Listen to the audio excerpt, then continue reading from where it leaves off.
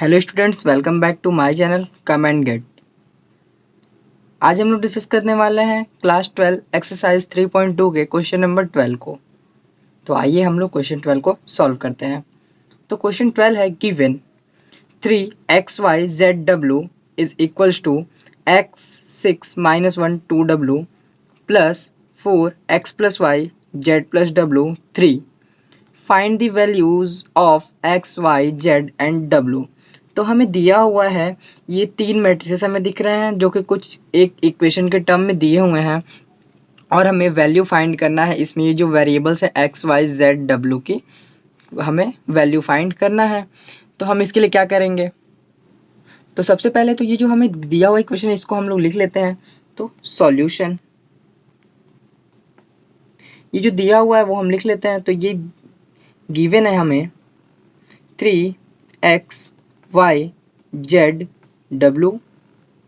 is equals to x6 - 1 2w plus 4z + w x + y 3। ये हमारा दिया हुआ इक्वेशन है। अब हम लोग इसमें क्या करते हैं, ये जो यहाँ पे 3 है इस स्केलर का मल्टीप्लाई करते हैं। तो यहाँ पे हम लोग मल्टीप्लाई करते हैं। तो जब हम इसे मल्टीप्लाई करते हैं तो हम जानते हैं जब कोई भी स्केलर अंदर किसी भी मैट्रिक्स में मल्टीप्लाई होता है तो वो उसके सारे एलिमेंट्स में मल्टीप्लाई होता है। तो हम इसलिए यहाँ पे लिखेंगे 3x 3y 3z 3w is equals to, अब इन दोनों मैट्रिक्स को ऐड करेंगे। तो जब हम ऐड करेंगे तो जो करस्पॉन्डिंग एलिमेंट्स होंगे वो ऐड हो जाएंगे। जैसे फर्स्ट रो के फर्स्ट कॉलम का एलिमेंट x है तो इस मैट्रिक्स के फर्स्ट रो के फर्स्ट कॉलम का एलिमेंट 4 है, तो ये दोनों ऐड हो जाएंगे। तो ये हो जाएगा x + 4। सेम सी तरीके से 6 + x + y, तो ये 6 + x + y और ये -1 + z + w, तो -1 + z + w और ये 2w + 3, तो ये 2w + 3। ये हमें दो मैट्रिसेस मिल गए और ये दोनों इक्वल है। तो ऑन कंपेयरिंग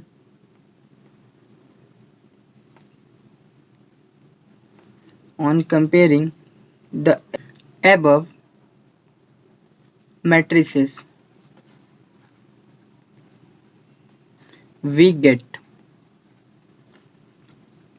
तो जब हम जो ऊपर के दो मैट्रिसेस हैं इन्हें जब हम लोग कंपेयर करेंगे तो जो हमने ये पढ़ा हुआ है डेफिनेशन में कि दो मैट्रिसेस तभी इक्वल होते हैं जब उनके करस्पॉन्डिंग एलिमेंट्स इक्वल हो। तो यहाँ पे तो दिया हुआ है कि दोनों मैट्रिसेस एक दूसरे के इक्वल हैं, तो मतलब कि इनके जो करस्पॉन्डिंग एलिमेंट्स होंगे वो भी इक्वल होंगे। तो हम यहाँ से लिख सकते हैं 3x is equals to x + 4, लिख सकते हैं 3y is equals to 6 + x + y, 3z is equals to -1 + z + w और 3w is equals to 2w + 3। हम लोग यहाँ से ये इक्वेशन लिख सकते हैं। अब हमारे पास चार वेरिएबल्स हैं x, y, z और w और हमें चार इक्वेशन भी मिल गए। तो अब चार वेरिएबल हैं, चार इक्वेशन मिल गए, तो हम इन्हें फाइंड कर लेंगे। तो हम सबसे पहले तो यहाँ पे सॉल्व करते हैं। तो ये x को हम लोग इधर भेजेंगे, तो ये 3x - x is equals to 4, तो ये हो जाएगा 2x is equals to 4। This implies x is equals to 4/2। तो ये हो गया x इज इक्वल्स टू 2। अब जो हमारा अगला इक्वेशन है वो क्या है, 3y is equal to 6 + x + y। तो हमने यहाँ पे x की वैल्यू फाइंड कर लिया। अब इस x की वैल्यू को यहाँ पे पुट कर देंगे तो हमें y की वैल्यू मिल जाएगी। तो हम इसे लिख सकते हैं 3y is equal to 6 + x की वैल्यू 2 + y। अब हमने इसे इधर भेज दिया, तो 3y - y is equal 6 + 2 8। This implies 2y is equal to 8। This implies y is equal to 4। अब यहाँ पे हम लोग देख रहे हैं 3z + w, तो ये z और w के टर्म में एक इक्वेशन है, लेकिन हमें यहाँ पे ना z की वैल्यू फाइंड है ना w की, तो हम इसे यहाँ से भी नहीं फाइंड कर सकते। तो सबसे पहले हम इसे सॉल्व कर लेते हैं। तो जब हम लोग इसे सॉल्व करेंगे तो ये 3w - 2w is equals to 3, तो 3w - 2w is equals to w is equals to 3। तो हम यहाँ से w का वैल्यू फाइंड हो गया। अब हम इस w के वैल्यू को यहाँ पे पुट कर देंगे, तो ये हो जाएगा 3z is equals to -1 + z plus w का वैल्यू क्या है, तो w का वैल्यू 3, तो इसे हमने यहाँ पे पुट कर दिया। तो 3z - z is equals to 3 - 1 की वैल्यू 2, तो 3z - z is equals to 2 z is equals to 2, तो this implies z is equals to 1। तो इस तरीके से हमारा जो क्वेश्चन नंबर 12 है वो सॉल्व हो गया। ये हमें x, y, z और w के वैल्यूज मिल गए। अब जो हमारा क्वेश्चन नंबर 13 है वो है if F X is equals to cos X minus sine X 0, sine X cos X 0, 0, 0, 1, then so that F X into F Y is equals to F X plus Y. तो मतलब हमारा जो question है उसमें F X is equals to एक matrix दिया हुआ है 3x3 ऑर्डर का, इसमें जो इसके एलिमेंट्स हैं वो दिए हुए हैं और हमें दिखाना है कि F X into F Y is equals to F X plus Y.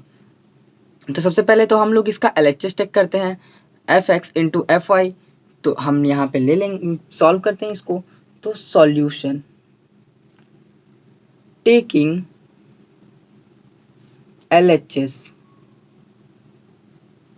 तो जब हम लोग LHS ले लेंगे तो LHS का क्या है F X into F Y, जिसका मतलब हुआ कि हम लोग इस इक्वेशन में एक बार एफ एक्स एक्स की जगह पे एक्स तो रहेगा ही, तो ये हो गया cos X minus sine X 0, sine X cos X 0 और ये 0, 0, 1, ये हमारा एफ एक्स हो गया। अब एफ वाई क्या होगा, तो एक्स की जगह पे हम लोग यहाँ पे वाई पुट कर देंगे, तो ये एक्स एक्स की जगह पे वाई पुट हो जाएगा, तो ये हमारा एफ वाई का वैल्यू होगा।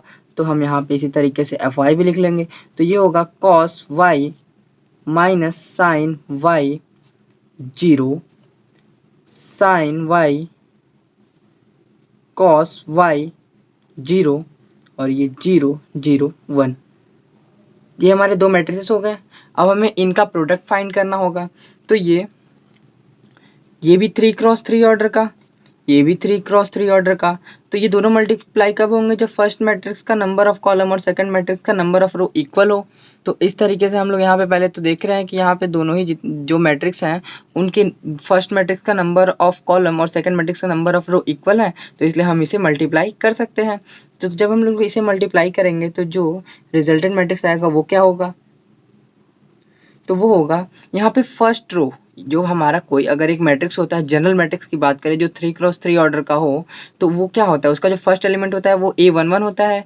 तो मतलब कि ये जो पहला मैट्रिक्स है इसके फर्स्ट रो को लेंगे और जो दूसरा मैट्रिक्स है इसके फर्स्ट कॉलम को लेंगे और जो करस्पॉन्डिंग एलिमेंट्स हैं उसको मल्टीप्लाई करके ऐड कर देंगे। तो ये cos x into cos Y, तो cos x इंटू कॉस वाई, ये minus sine X into sine Y, तो minus sine X into sine Y और ये 0 इंटू 0, तो ये 0 हो गया। फिर इसी तरीके से अब यहाँ पे क्या होगा, तो ये A11 था, अब A12, तो फर्स्ट रो सेकंड कॉलम, तो cos x into minus sine Y, तो ये minus cos x into sine Y. फिर अब हमने यहाँ पे फर्स्ट रो सेकंड कॉलम ले लिया, अब यहाँ पे cos x into minus sine Y और minus sine X into cos Y, तो minus sine X into cos Y और ये हम लोग 0 मल्टीप्लाई बाई 0, तो इसका वैल्यू 0 होगा। इसी तरीके से अब हम लोग ये यहाँ पे जो एलिमेंट होगा A13 होगा, तो ये फर्स्ट रो थर्ड कॉलम, तो cos x इंटू 0, तो ये हो गया 0, माइनस साइन एक्स इंटू 0, तो ये प्लस 0 और ये 0 इंटू 1 इज इक्वल्स टू 0। इसी तरीके से हम लोग अब सेकेंड रो, तो ये sine X into cos Y, तो ये हो जाएगा sine X into cos Y, फिर cos x into sine Y plus cos x into sine Y, फिर यहाँ पे 0 इंटू 0, तो ये 0 हो जाएगा।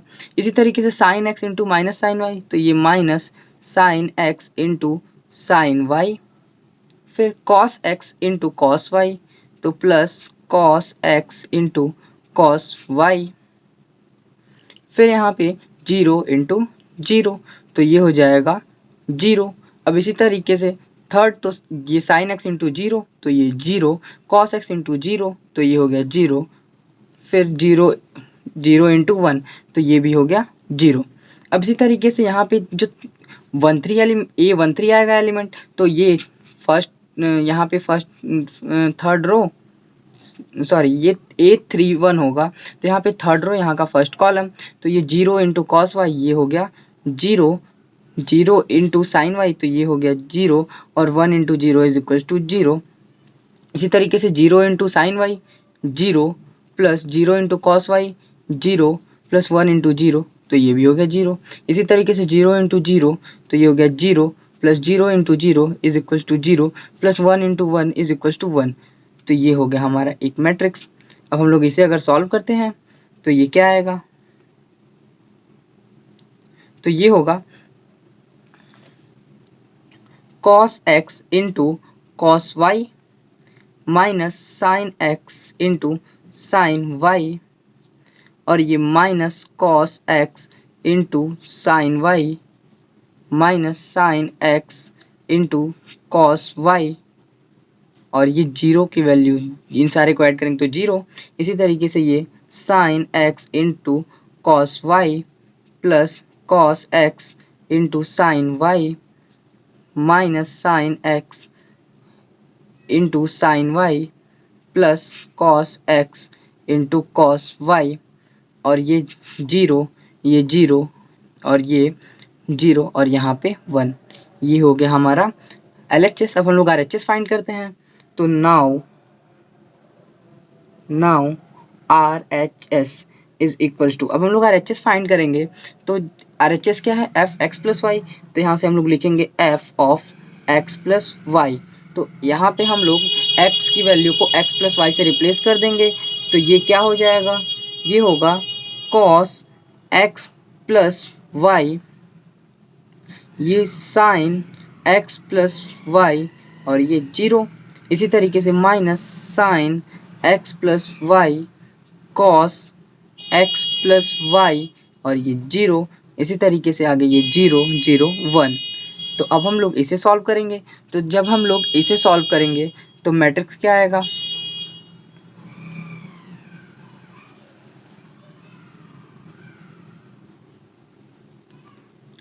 तो इसे सॉल्व करने पे cos x प्लस वाई, तो cos x प्लस वाई को अगर हम सॉल्व करें तो ये होता है cos x into cos Y minus sine x into sine Y.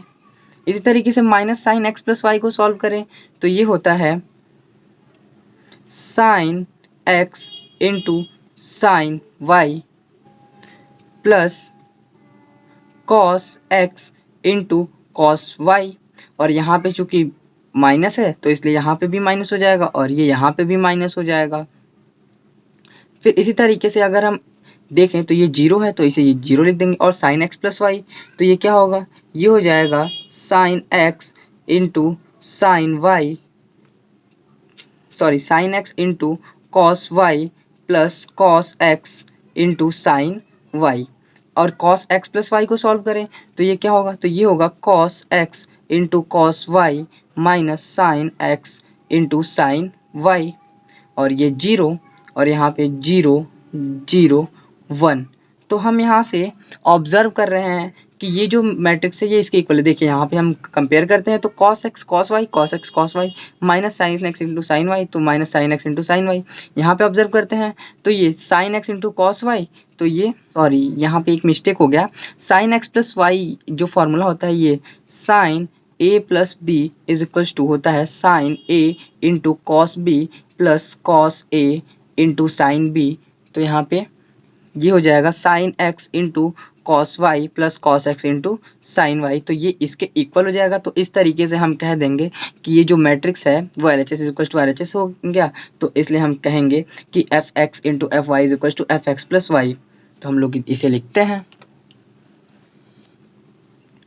Since LHS is equal to RHS therefore F X into F y is equals to f of x plus y।